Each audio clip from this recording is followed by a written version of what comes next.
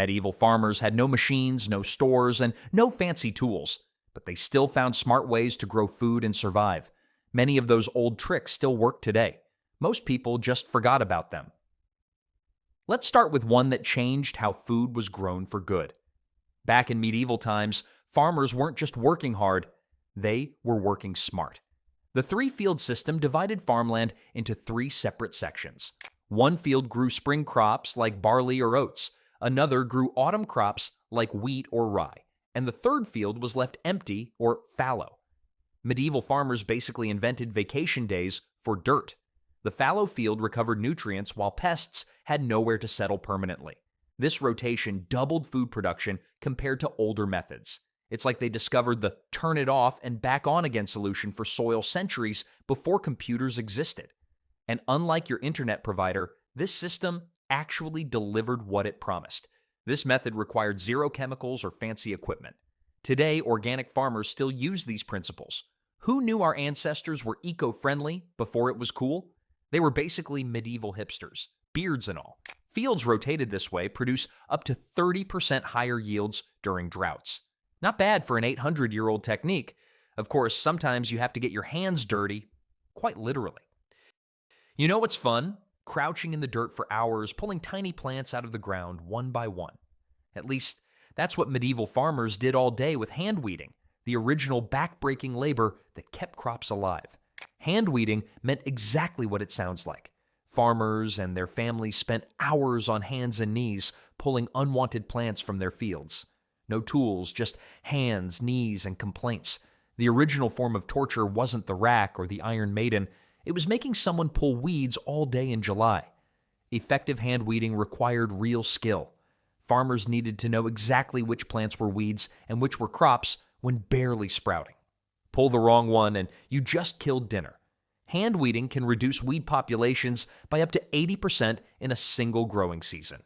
Many organic farms and gardeners still practice it today. Modern gardeners call it therapeutic. Medieval farmers probably had other names for it, none suitable for children to hear. Of course, weeding this much land would be impossible alone. Luckily, medieval farmers figured out a way to share the burden. The open field system was medieval farming's first community garden project. Instead of individual plots with separate owners doing their own thing, farmers shared large open fields divided into strips. Everyone worked together and the land was farmed collectively, with crop rotation keeping things sustainable. This wasn't socialism. It was just smart farming before anyone could afford their own tractor or ox. Why did this matter? For starters, it created a real sense of community. Farming is hard work, and doing it together made the burden lighter. Resources like plows, oxen, and tools could be shared among many families instead of each trying to afford their own. No one had to go it alone when harvest time came around. The village pitched in, and everyone benefited. The open field system also protected against total crop failure. If your strip of land had poor drainage or soil issues, you'd also have strips in other areas with different conditions. Medieval farmers knew not to put all their turnips in one basket. Modern variations of this system are alive and well in community gardens and cooperative farms today, where sharing land and equipment still makes for better yields and stronger community bonds. The ancient wisdom of better together works as well now as it did 800 years ago. But medieval farmers weren't just clever about sharing land. Companion planting was medieval farming's version of matchmaking. Long before dating apps, farmers paired up plants that brought out the best in each other. Some combos work better than royal marriages, minus the drama and beheadings. Take the three sisters from Native American tradition: corn, beans, and squash. Corn gave beans something to climb, beans fed the soil with nitrogen, and squash shaded the ground to stop weeds and keep moisture in. They were the ultimate team. European farmers had their own tricks. Herbs like rosemary and thyme protected cabbages from insects. Garlic guarded fruit trees.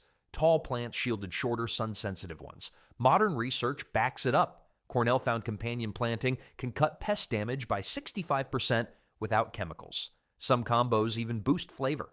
Tomatoes near basil taste better, which might be why they're always cuddled up in pasta sauce. Even today, gardeners rely on this old-school wisdom.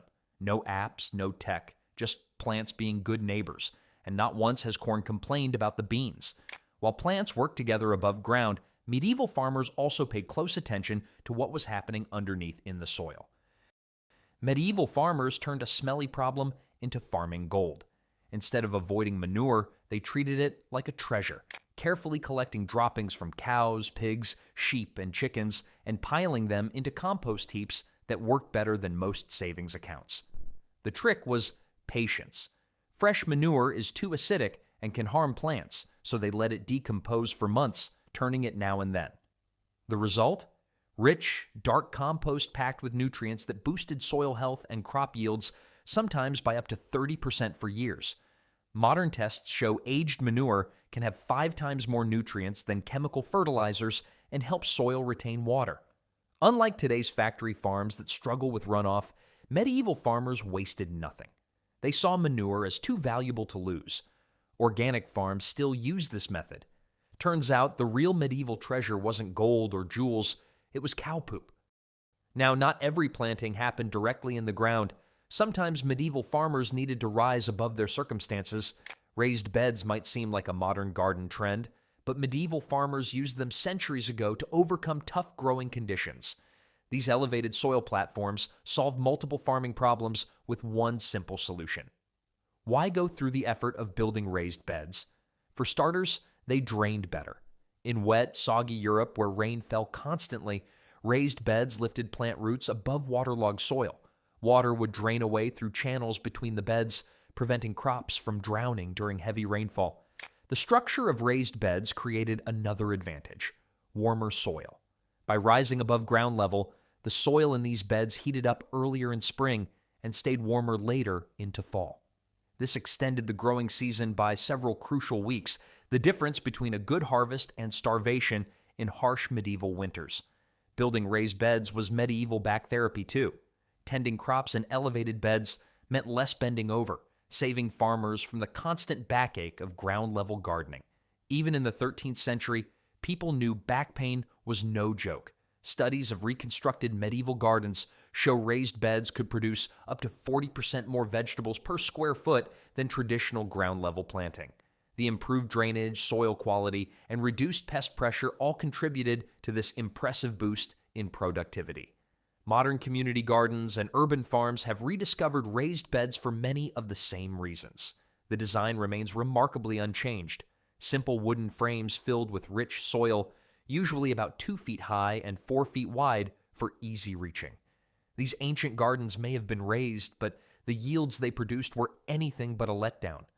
While raised beds helped medieval farmers make the most of limited space, sometimes they took the opposite approach and left entire fields untouched.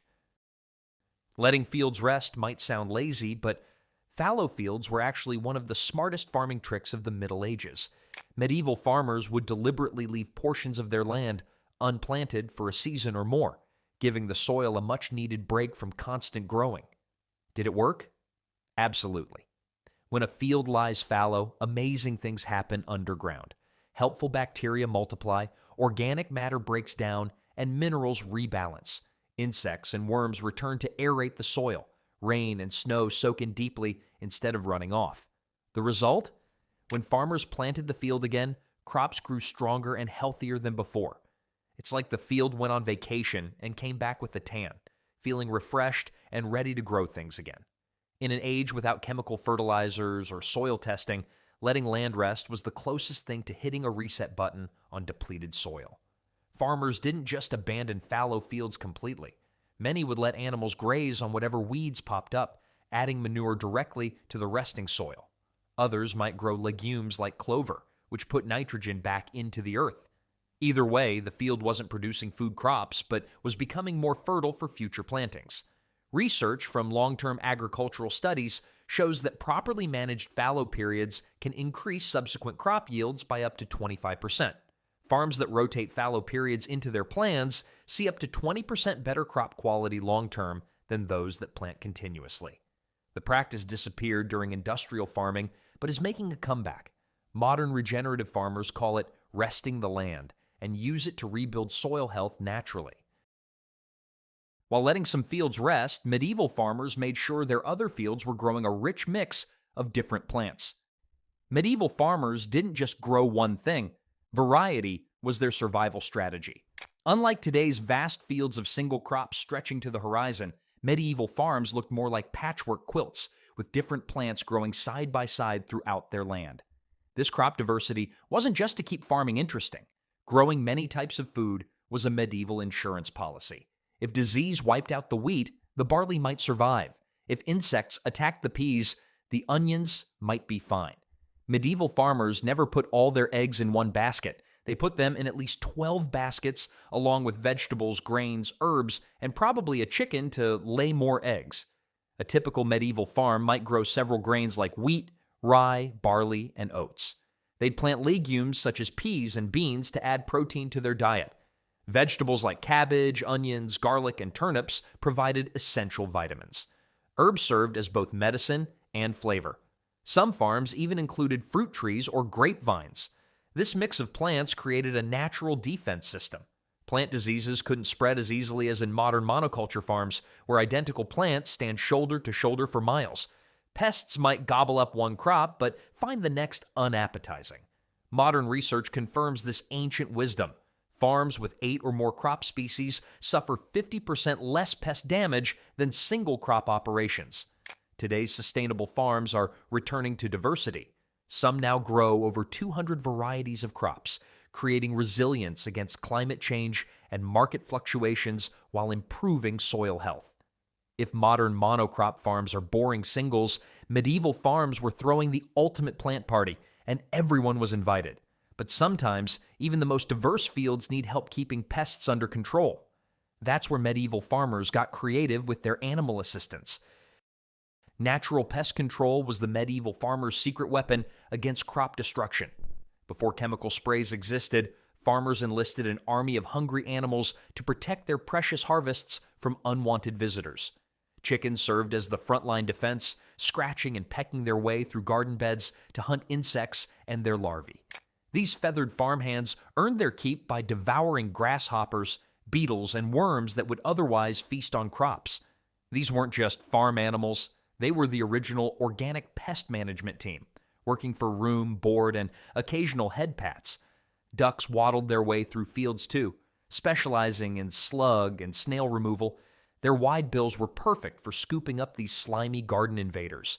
Medieval vineyard owners particularly valued ducks, as they would devour slugs and snails without damaging grapevines. Cats prowled barns and grain storage areas, keeping mice and rat populations under control.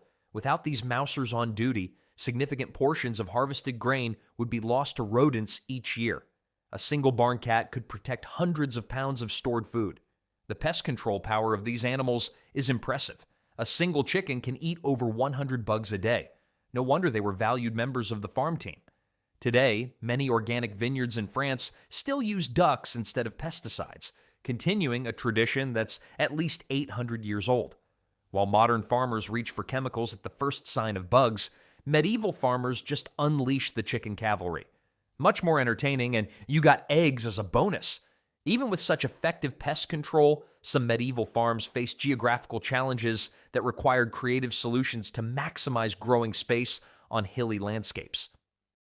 Terracing transformed impossible mountain slopes into productive farmland through sheer determination and clever engineering. Medieval farmers in hilly regions faced a serious problem. Flat land was scarce, but people still needed to eat. Their solution? Cut horizontal platforms into steep hillsides, creating a series of step-like fields that climbed up mountains. Each terrace was carefully leveled and supported by a stone wall or packed earth barrier. This flat surface prevented precious soil from washing away during rainstorms, a huge problem on slopes where water rushes downhill, taking topsoil with it. Studies of ancient terraces show they reduced soil erosion by up to 90% compared to unmodified slopes. The benefits went beyond just preventing erosion. Terraces also collected and held rainwater that would otherwise run off. This increased moisture allowed crops to survive dry periods better than plants on natural slopes. In regions with limited rainfall, this water-saving feature often meant the difference between harvest and hunger. Building terraces represented an enormous investment of labor. Communities worked together to move tons of earth and stone, often by hand. These medieval farmers didn't have gym memberships, but they definitely never skipped leg day after climbing their hillside farms. Many terraced landscapes created during the Middle Ages still exist today, some still producing food after 800 years. The rice terraces of Southeast Asia, grape terraces of Italy, and olive terraces of Spain all began with medieval farmers who refused to let steep terrain limit their growing space. When life gave medieval farmers mountains, they didn't just make lemonade, they carved the mountains into shelves and grew lemons instead. Yet even with successful terraces, farmers needed ways to deliver water to their crops, especially during dry periods. Their solution was both simple and brilliant. Irrigation canals brought life-giving water to crops through a network of hand-dug channels that medieval farmers created with nothing but shovels and sweat. Water is essential for growing food, but nature doesn't always drop rain exactly where and when plants need it. The solution: redirect nearby streams and rivers to fields through carefully designed ditches. Medieval farmers started by identifying a water source higher than their fields, perhaps a stream coming down from hills. They would dig a main channel leading from this source, then branch off smaller channels throughout their farmland. The whole system operated on gravity alone. Water naturally flows downhill, feeding thirsty crops along the way. Farmers carved small wooden gates to control water flow and calculated the perfect slope for their ditches, steep enough for water to flow, but not so steep that it would cause erosion. Some systems even included settling pools where dirt could drop out before reaching plants. Medieval irrigation systems were like plumbing before indoor plumbing existed, except instead of bringing water to your shower, they brought it to your dinner. Archaeological excavations have uncovered canals that stretched for miles, some serving multiple farms. One well-preserved system in Spain shows canals that have been in continuous use since the 13th century, over 800 years of service. Studies show these systems could deliver up to 80% of the water taken directly to crops, a rate some modern systems struggle to match. No electricity bills, no moving parts to break down, and the only maintenance required was scooping out leaves. Talk about sustainable technology. After fields were watered and crops harvested, medieval farmers needed ways to preserve their bounty through winter. Their solution was surprisingly simple but effective.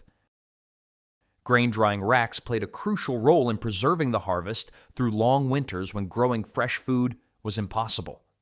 After working so hard to grow crops, medieval farmers needed to make sure their grain didn't rot or sprout before it could be eaten. Their solution? Simple wooden racks and frames designed to dry grains using nothing but air and sunshine. Farmers would hang bundles of wheat, barley, oats, and rye upside down on these racks, typically positioned in open-air shelters. The design allowed air to circulate freely around each bundle, gradually removing moisture that would otherwise lead to mold. For smaller grains and seeds, flat-woven mats served as drying platforms. What made this method so effective was its simplicity. No fuel was needed, no fire risk was created, and the nutritional value of the grain remained intact. Tests on traditionally dried grains show they retain up to 30% more nutrients than quickly dried versions using high heat.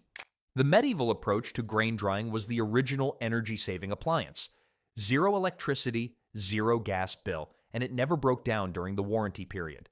The patience required was substantial. Complete drying could take weeks depending on weather conditions. Farmers would test grains by biting them. Properly dried grains would crack cleanly rather than squish between the teeth. Once dried, these grains could last for years if stored properly. Many communities survived harsh winters and even famines thanks to their grain reserves. Medieval farmers may not have had Instagram, but they still knew all about the value of a good thirst trap, just the kind that trapped moisture instead of followers. While these drying methods worked well for grains, medieval farmers took a different approach when growing food in the forest environment. Forest gardening allowed medieval farmers to transform woodlands into food-producing paradises.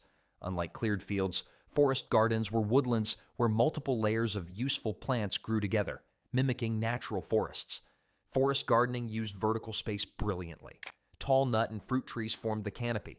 Under these, smaller fruit trees and berry bushes created a middle layer. Herbs, vegetables, and mushrooms grew on the forest floor where sunlight broke through. Records show that well-managed forest gardens produced over 300 pounds of food per acre without plowing, weeding, or watering. The forest essentially maintained itself once established. Medieval forest gardeners were playing real-life Tetris, stacking plants at different heights to maximize food production. The tree canopy protected understory plants from frost, extending the growing season. The diverse plants attract beneficial insects and birds that control pests. Leaf litter fed the soil without added fertilizers. Some ancient fruit trees still produced today were planted by forest gardeners over 500 years ago. Medieval farmers knew sometimes the best way to beat nature was to join it, working with the woods instead of fighting them. While forests provided one boundary type, medieval farmers also created living fences around their more traditional fields. Hedgerows served as living fences that medieval farmers planted around fields. These dense bushes and trees worked as natural boundaries with multiple benefits. These living walls blocked strong winds, kept livestock from wandering off, and often produced edible berries, nuts, or fruits as a bonus food source. These weren't just fences, they were medieval multitaskers that worked 3 jobs while regular fences just stood around doing nothing. Hedgerows created homes for birds that hunted crop-eating insects. Traditional hedgerows can harbor up to 70 different bird species that provide natural pest control. The deep roots prevent soil erosion on slopes and created natural drainage during heavy rains. After being removed during industrial farming, hedgerows are making a comeback as farmers rediscover their benefits for biodiversity. They're basically the farm's bouncer, weather protector, and snack bar all rolled into one. Beyond creating boundaries, medieval farmers also organized their work around natural cycles of the seasons. Seasonal rhythms guided medieval farming schedules with work patterns that followed nature's calendar instead of fighting against it. Medieval farmers matched their activities to daylight hours and weather patterns. Spring meant sowing seeds. Summer brought weeding and tending. Fall was the busiest time, harvesting and preserving. Winter offered a slower pace focused on indoor tasks, like repairing equipment. This natural schedule prevented farmer burnout while giving fields time to recover between intense periods of use. Medieval farmers knew when to rest, unlike modern farmers who think sleep is just something you do when your tractor breaks down. Their calendar was remarkably precise. Many farmers could predict planting dates by watching for natural signs like bird migrations or when certain wild plants flowered. Many small farms today still follow these seasonal rhythms. One study found that farms following natural seasons had 40% less burnout than those forcing year-round production. Following the seasons wasn't just about being practical, it was the original work-life balance program, created centuries before burnout became fashionable. These 15 forgotten methods show that sometimes the oldest solutions can still be the smartest ones for our future.